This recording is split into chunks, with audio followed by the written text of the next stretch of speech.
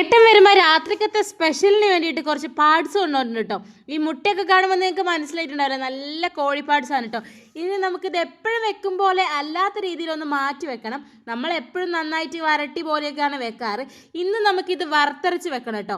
അപ്പോൾ പാർട്സൊക്കെ നന്നായിട്ട് കഴുകിയിട്ട് ഞാൻ ചെറുതാക്കി അരിഞ്ഞിട്ടുണ്ട്. അതിൻ്റെ ലിവറും ബാക്കി സാധനമൊക്കെ ചെറുതാക്കി അരിഞ്ഞിട്ടുണ്ട് കേട്ടോ.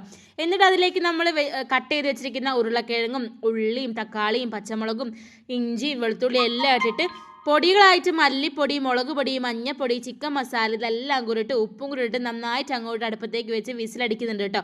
അപ്പോഴേക്ക് നമുക്ക് തേങ്ങ വറുത്തിട്ട് അരച്ചെടുക്കണം. അങ്ങനെ തേങ്ങ കൂടെ വറുത്ത് അരച്ചെടുത്തു. എന്നിട്ട് ഞാൻ കുറച്ച് പൊടീൻ്റെ കുറവുണ്ടായപ്പം ഒന്ന് വറുത്തിട്ട് അതിലേക്ക് കുറച്ചും കൂടെ ഇട്ടിരുന്നു കേട്ടോ. അപ്പോൾ ഇത്രേ ഉള്ളൂ ഗൈസ്. ഇനി നമുക്ക് തേങ്ങ കൊത്തും കൂടെ അങ്ങോട്ട് മുറിച്ചിട്ട് വറവിട്ട് കഴിഞ്ഞാൽ നല്ല വറുത്തരച്ച നമ്മുടെ പാർട്സ് കടി റെഡി ആയിട്ടുണ്ട്. നല്ല പൊറോട്ടൻ്റെ മുകളിലേക്ക് ഇതങ്ങോട്ട് ഒഴിച്ചിട്ട് ചൂടോടെ രാത്രി കഴിക്കാൻ എന്തൊരു രസമായിരുന്നു എന്നോ. അപ്പോൾ നിങ്ങൾ ഇനി പാർട്സ് ഇങ്ങനെ ഒന്ന് ട്രൈ ചെയ്യും.